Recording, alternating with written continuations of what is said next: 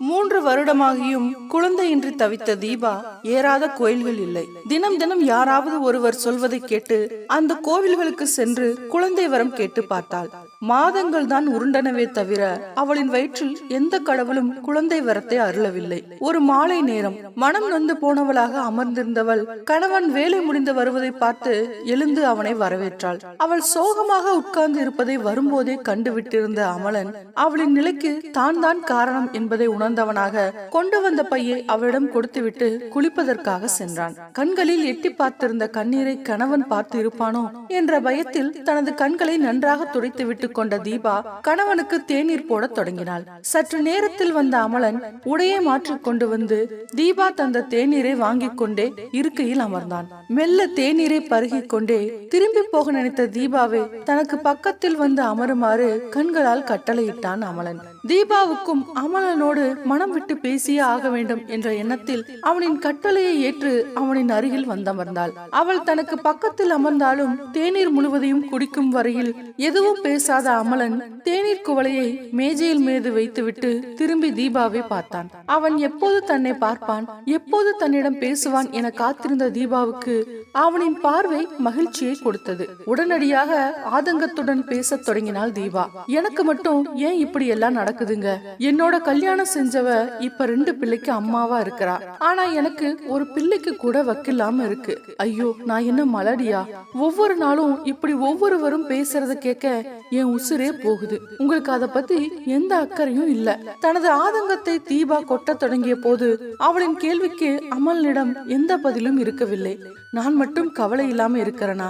எனக்கும் என் பேரை சொல்ல ஒரு வாரிசு இல்லையே என்ற வேதனை இருக்கத்தான் செய்யுது. ஆனா என்ன செய்யறது, கிடைக்கலையே. வாய் வரை வந்த வார்த்தைகளே தனக்குள்ளேயே அடக்கி கொண்டான் அமலன். இதனை சொல்லி அவளை மேலும் கஷ்டப்படுத்துவதை விரும்பாதவனாக அமைதியாக இருந்து கொண்டான். என்னங்க, ஏதாவது பண்ணுங்க, எனக்கு பிள்ளை வேணுங்க. இந்த ஊர்வாயை மூடவாவது ஒரு பிள்ளை வேணுங்க, பிளீஸ் ஏதாவது பண்ணுங்க. மனமுடிந்து முழுவதுமாக கதறி அழத் தொடங்கிவிட்ட தீபாவை எப்படி ஆறுதல் சொல்வது என்று தெரியாமல் தவித்த அமலன் அவளின் தோளை பிடித்து இழுத்து தன்னோடு சாய்த்து கொண்டான். கணவனின் தோளோடு சாய்ந்த தீபா விக்கி விக்கி அழத் தொடங்கினாள். மருத்துவர்களின் கூற்றுப்படி அமலனின் விந்தணுவில் உள்ள குறைபாடுகள் தான் குழந்தை உருவாக தடையாக இருப்பதை சுட்டி காட்டியிருந்தார்கள். இனி குழந்தை உருவாவதற்கான வாய்ப்பும் இல்லை என்பதாகவும் சொல்லி இருந்தார்கள். தன்னில் தான் பிழை என்பதை உணர்ந்தாலும் தன்னால் தீபா படும் வேதனைகளையும் அவள் தினந்தனம் மற்றவர்களின் வசை சொற்களால் படும் துன்பங்களையும் கண்டு அவனும் வாடித்தான் போயிருந்தான். இன்று மதிய பொழுதில் வேலையை முடித்திருந்த அமலன் தீபாவின் தாயார் தன்னை வந்து சந்திக்கும்படி கேட்டிருந்ததால் நேராக அங்கு சென்றிருந்தான். அங்கு சென்ற அவனிடம் தீபாவின் தாயார் சரமாரியான கேள்விகளை கேட்டு அவனை இன்னும் வேதனைப்படுத்தி இருந்தார். நான் சொல்றேன்னு கோபப்படாதீங்க தம்பி, உங்களாலதான் பிள்ளை உருவாக முடியல என்று டாக்டர் சொல்லி இருக்காங்க. நீங்க ஒரு ஆம்பளை, உங்களுக்கு பிள்ளை என்று யாரும் சொல்ல மாட்டாங்க. ஆனா ஒரு பொம்பளைக்கு தான் மலடி என்ற பட்டத்தை கொடுத்து அவளை எந்த காரியமும் செய்ய விடாமல் தடுப்பாங்க. தீபா ஒவ்வொரு நாளும் அழுதழுது கொஞ்சம் கொஞ்சமாக செத்து கொண்டே இருக்கிறாள்.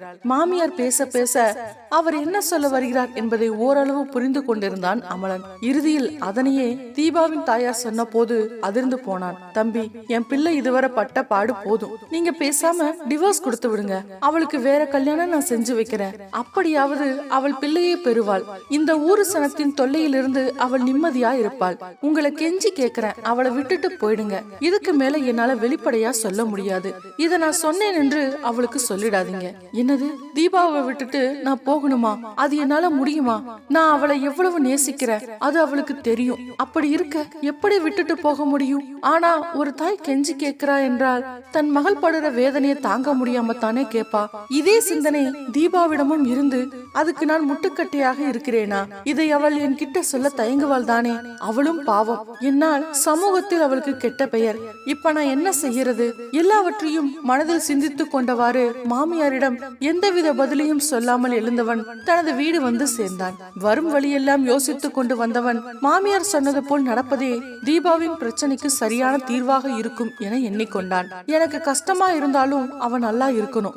அதுக்காக நான் தியாகம் செய்து கொள்ளலாம். அதான் சரியான முடிவு என முடிவெடுத்து கொண்டான் அமலன். தோளில் சாய்ந்து விக்கி விக்கி அழுது கொண்டிருந்த தீபாவின் தோலை வருடி கொடுத்தவன் தீபா என்றான். அதற்கு தீபாவும் சொல்லுங்க என்றாள். தீபா, நான் ஒன்னு சொன்னா கோவிக்க மாட்டியா? என்ன சொல்லுங்க, நம்ம 2 பேரும் பிரிஞ்சிடலாம், அதுதான் இதுக்கான ஒரே வழி.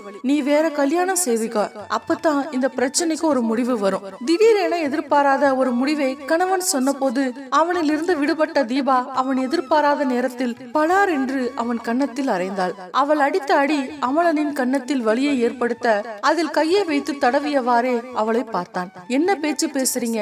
நீங்களா இப்படி பேசுறீங்க? எப்படி உங்களுக்கு என்ன விட்டு போற மனசு வந்துச்சு? நீங்க என்ன பெரிய தியாகியா அல்லது சாமியா? இவர் பெரிய கொடை வள்ளல், என்ன தூக்கி இன்னொருத்தன்ட்ட குடுக்கறதுக்கு. கோபத்தில் தீபா அவ்வாறு பேசிய போது அவளை ஏக்கமாக பார்த்தான் அமலன். அப்போது அவனின் கண்களில் கண்ணீர் பெருக்கெடுத்து இருந்தது. அவனின் கண்களில் கண்ணீரை பார்த்ததும் அப்படியே பாய்ந்து அவனை கட்டி கொண்ட தீபா குமரி குமரி அழத் தொடங்கினாள். வேண்டாங்க, எனக்கு பிள்ளை வேண்டாம், எனக்கு நீங்க போதுங்க, எனக்கு நீங்க தான் வேணும். உங்களை விட்டு என்னால வாழ முடியாதுங்க. எனக்கு பிள்ளை இல்லைனாலும் பரவாயில்ல, தத்தெடுத்து வளர்ப்போம், ஆனா எனக்கு நீங்க வேணுங்க, எனக்கு நீங்க மட்டும் போதும். சொல்லியவாறு கதறி அழத் தொடங்கிய தனது மனைவியின் காதலை எண்ணி உருகி போன அமலன் அவளை இறுக தழுவி கொண்டு மன்னிச்சிடு தீபா, எனக்கும் நீதான் வேணும் என்று கதறினான் அமலன். பெண்ணில் குறை இல்லாவிட்டாலும் குழந்தை இல்லாவிட்டால் பெண்ணுக்கு மட்டும் பட்டம் சூட்டி அவளை அசிங்கப்படுத்தியும் அவளை தள்ளியும் வைக்கும் இந்த சமூகம் உள்ள மனங்களில் மாற்றம் ஏற்படாத வரையில் பெண்ணின் வலியும் வேதனையும் தொடரத்தான் செய்யும். சிந்துவுக்கும் கண்ணனுக்கும் திருமணமாகி 1 மாதம் கடந்திருந்தது. திடீரென்று ஒரு நாள் வயிற்றை குமட்டி கொண்டு வருவதாக உணர்ந்த சிந்து ஓடிப்போய் வாந்தி எடுத்தாள். அப்போது அதனை பார்த்து கொண்டிருந்த சிந்துவின் மாமியாரின் மனம் மகிழ்ச்சியில் பூத்தது. தனக்கு ஒரு பேரன் பிறக்க போகிறான் என்ற மகிழ்ச்சி அந்த முகத்தில் தென்பட்டது. தண்ணீர் பாட்டிலுடன் சிந்துவின் அருகில் வந்தவர் அதனை அவளிடம் கொடுத்தார். தனது அனுபவத்தில் நல்ல விஷயம் நடக்க போகிறது என்பதை உணர்ந்த சிந்துவின் மாமியார் அவளை கட்டி அணைத்துக் கொண்டார். அப்பாடா, எனக்கும் ஒரு பேரன் பிறக்க போகிறான், இப்பதான் எனக்கு நிம்மதியா இருக்கு. சொல்லியவாறே சிந்துவின் நெற்றியில் உச்சி முத்தம் ஒன்றை பதித்தார். மாமியாரின் அன்பான முத்தமும் மகிழ்ச்சியான வார்த்தைகளும் சிந்துவின் மனதை சிறகடித்து பறக்க வைத்திருந்தது. எப்போது இந்த வரம் கிடைக்கும் என்று எதிர்பார்த்து இருந்தாலும் அது இவ்வளவு சீக்கிரத்தில் கிடைத்தது சிந்துவை மனம் நெகிழ வைத்திருந்தது. ஆனால் மாமியாரிடமிருந்து வந்த பேரன் என்ற சொல் அவளை சற்று வேதனை அடைய செய்தது. முதலிரவின் போதே கண்ணன் எனக்கு முதலில் பெண் குழந்தைதான் வேணும் என்று கேட்டிருந்ததும் அவளின் நினைவுக்கு வந்தது. இந்த மாமியார் எப்பவும் இப்படித்தான், அவங்களுக்கு ஆம்பளை பிள்ளை தான் முதல்ல வேணும். ஏன் பெண் என்றால் என்ன, அவங்களும் பெண் தானே, ஏன் அப்படி நினைக்கிறாங்க?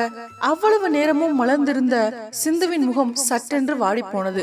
ஆனாலும் அதனை வெளிக்காட்டி கொள்ளாமல் மாமியார் ஏற்பாடு செய்த வண்டியில் ஏறி மருத்துவமனையை அடைந்தாள். அங்கு சிந்து கர்ப்பமாய் இருப்பதை உறுதி செய்த போது அதுவரை வாடி இருந்த அவளின் முகம் மறுபடியும் மலர்ந்தது.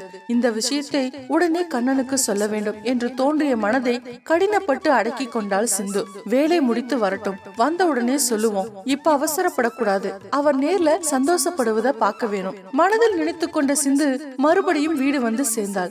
எப்போது மாலை வரும், எப்போது கண்ணனிடம் இந்த விஷயத்தை சொல்லுவேன் என்று காத்திருக்க தொடங்கினாள் சிந்து. மாலை நெருங்க நெருங்க சிந்துவின் இதயம் அதிகமாக துடிக்க தொடங்கியது. சொன்னவுடன் என்ன செய்வான், எவ்வளவு சந்தோஷப்படுவான், தன் பிள்ளை என்று என் வயிற்றில் முத்தம் கொடுப்பான், வேற என்ன செய்வான், கட்டிப்பிடிப்பானா, கொஞ்சுவானா, என்ன தூக்குவானா, என்னன்னு எல்லாம் சொல்லுவான். ஐயோ, நினைக்கவே ஏதோ செய்யுது, இந்த நேரமும் போக மாட்டேங்குது. படபடவென்று அடிக்க தொடங்கி இருந்த இதயத்தை ஆசுவாசப்படுத்திக் கொள்வதற்காக தண்ணீரை எடுத்து குடித்தாள் சிந்து. மாலை கடந்து கொண்டிருந்தது. அவன் வரும் நேரமும் கடந்து விட்டிருந்தது. ஆனால் அவன் இன்னும் வரவில்லை. அவனை காணாததால் பதட்டம் அடைய தொடங்கி இருந்த சிந்துவின் இதயம் பயத்தில் இன்னும் வேகமாக துடிக்க தொடங்கியது. மனதில் அவனுக்கு ஏதோ ஆகிவிட்டது என்ற சிந்தனை எழுந்திருந்தது. அதனால் உடனடியாக அவனின் அலைபேசிக்கு அழைப்பை ஏற்படுத்தினாள் அவள். ஆனால் அவனின் அலைபேசி அணைத்து வைக்கப்பட்டு இருப்பதாக தகவலை சொல்லியது. அதனால் இன்னும் பயங்கொள்ள தொடங்கிய சிந்து மீண்டும் மீண்டும் அழைத்து பார்த்தாள். மீண்டும் மீண்டும் அதே பதிலை சொன்னதால் அழத் தொடங்கி இருந்தாள் சிந்து. அத்தை, கண்ணை இன்னும் வரல, அவரோட போனும் வேலை செய்யல, எனக்கு பயமா இருக்குது அத்தை, நேரமாச்சு. என்ன ஆச்சு உனக்கு? ஆபீஸ்ல வேலை அதிகம் போல, அதான் நேரம் ஆகுது போல. இல்ல அத்தை, என்ன வேலை இருந்தாலும் அவர் அந்த நேரத்துக்கு வந்துடுவார், அதோட போனை ஆஃப் பண்ண மாட்டார். ஒரு தடவை யாரையும் விட்டு விசாரிங்க எனக்கு பயமா இருக்கத்த. சரி சரி விசாரிக்கிறேன், நீ பயப்படாத. சிந்துவை அமைதிப்படுத்தியவாறு பக்கத்து வீட்டுக்கு சென்றார் மங்களம். சற்று நேரத்தில் திரும்பி வந்த மங்களம் கண்ணனை பற்றி பக்கத்து வீட்டு குமாருக்கு எதுவும் தெரியவில்லை என சொன்னதாக சொன்னார். விறுவிறுவென்று புதிய சேலைக்குள் புகுந்து கொண்ட மங்களம் தான் போய் பார்த்துவிட்டு வருவதாக சொல்லிவிட்டு வீட்டை விட்டு வெளியேறினார். வீட்டில் தனித்திருந்த சிந்துவுக்கு கண்கள் இருட்டிக் கொண்டு வருவதாக உணர்ந்தாள். கண்ணன் வரும் வழியில் அவனுக்கு ஏதோ ஆகிவிட்டது என்பதை உணர்ந்தவாறு அழத் தொடங்கினாள். தனக்கு விருப்பமான தெய்வங்களை எல்லாம் மனம் உருகி பிரார்த்திக்க தொடங்கினாள் அவள். கடவுளே, என் புருஷனுக்கு ஒன்னும் ஆகி இருக்க கூடாது. பிள்ளை வயிற்றில் வந்த நேரம் இப்படி ஆயிருச்சு. ஐயோ, நான் என்ன செய்வேன்? எனக்கு பிள்ளை இல்லாட்டியும் பரவாயில்ல, எனக்கு அவர் வேணும். கடவுளே, அவரை மட்டும் காப்பாத்தித்தா. சுவாமி அறையில் கண்களை மூடி மனம் விட்டு அழத் தொடங்கி இருந்த நேரத்தில் தான் மெல்ல உள்நுழைந்த ஓர் உருவம் அவளை பின்னிருந்து கட்டி அணைத்துக் கொண்டது. தன்னை கட்டி அணைப்பது கண்ணன் தான் என்பதை உணர்ந்தவள் திரும்பினாள். அங்கே அவனை பார்த்து மகிழ்ந்தவள் மகிழ்ச்சியில் அவன் நெஞ்சுக்குள் புதைந்து கொண்டாள். ஏண்டா இப்படி பண்ணின? நான் எவ்வளவு கஷ்டப்பட்டுட்டேன் தெரியுமா? தனது இரு கைகளாலும் மாறி மாறி அவன் நெஞ்சில் குத்த தொடங்கிய சிந்துவின் இரு கைகளையும் பிடித்த கண்ணன் அவள் நெற்றியில் முத்தமிட்டு வாழ்த்துக்கள் பொண்டாட்டி என்று முகம் மலர சொன்னான். அவனுக்கு தான் கர்ப்பமாக இருப்பதை யாரோ சொல்லி இருக்கிறார்கள் என்பதை உணர்ந்து கொண்ட சிந்து தனது புருவத்தை உயர்த்தி, எப்படி தெரியும் உங்களுக்கு என்று வினவினாள். அவள் என்ன கேட்கிறாள் என்பதை புரிந்து கொண்ட கண்ணன் பதில் சொல்ல தொடங்கினான். அது எனக்கு சீலா டாக்டர் கால் பண்ணி வாழ்த்துக்கள் சொன்னாங்க. அதான் உனக்கு சர்ப்ரைஸா இருக்கட்டும் என்று நினைச்சு சத்தம் இல்லாம வந்தேன். எப்படி இருக்கு என் சர்ப்ரைஸ்? அவன் சொன்ன காரணத்தை கேட்ட சிந்து கோபப்பட்டு கொண்டே மறுபடியும் அவன் நெஞ்சினில் குத்தினாள். உங்களுக்கு எதுல விளையாடுறதுன்னு தெரியாதா? இப்பதான் வயித்துல பிள்ளையே வந்திருக்கு. நான் ஏதோ உங்களுக்கு நடந்துருச்சுன்னு நினைச்சு அழுதுகிட்டு இருக்கேன். உங்களுக்கு விளையாட்டா இருக்கு. தற்செயலா பிள்ளைக்கு எதுவும் நடந்திருந்தா சரியான லூசு நீங்க. அவள் ஏன் ரத்தம், வீரமான பொண்ணு. அவளுக்கு ஒன்னும் நடக்காது. இந்தா இதப்படி உனக்கு பிடித்த ஸ்வீட். சொல்லியவாறே அவளிடம் ஒரு சாக்லேட்டை நீட்டினான் கண்ணன். மாமியார் ஒன்று நினைக்க, மகன் ஒன்று நினைக்க, குழந்தை கிடைத்த பின் என்ன நடக்க போகிறதோ என்ற சிந்தனை சிந்துவின் மனதில் தோன்றினாலும் அதனை அப்புறம் பார்த்துக்கலாம் என நினைத்தவாறு இரு கைகளை நீட்டிக் கொண்டிருந்த கண்ணனின் மார்புக்குள் அழகாய் தஞ்சமடைந்தாள். நாம் ஒருவருக்கு இன்ப அதிர்ச்சி கொடுக்கும் போது அது அவர்களை பாதிக்குமா என்பதையும் கவனத்தில் எடுக்க வேண்டியது அவசியமானது. ஓகே ஃப்ரெண்ட்ஸ், இந்த வீடியோ உங்களுக்கு பிடிச்சிருக்கும்னு நினைக்கிறேன். மறக்காம லைக் பண்ணுங்க, கமெண்ட் பண்ணுங்க, ஷேர் பண்ணுங்க, சேனலை சப்ஸ்கிரைப் பண்ணுங்க. நன்றி.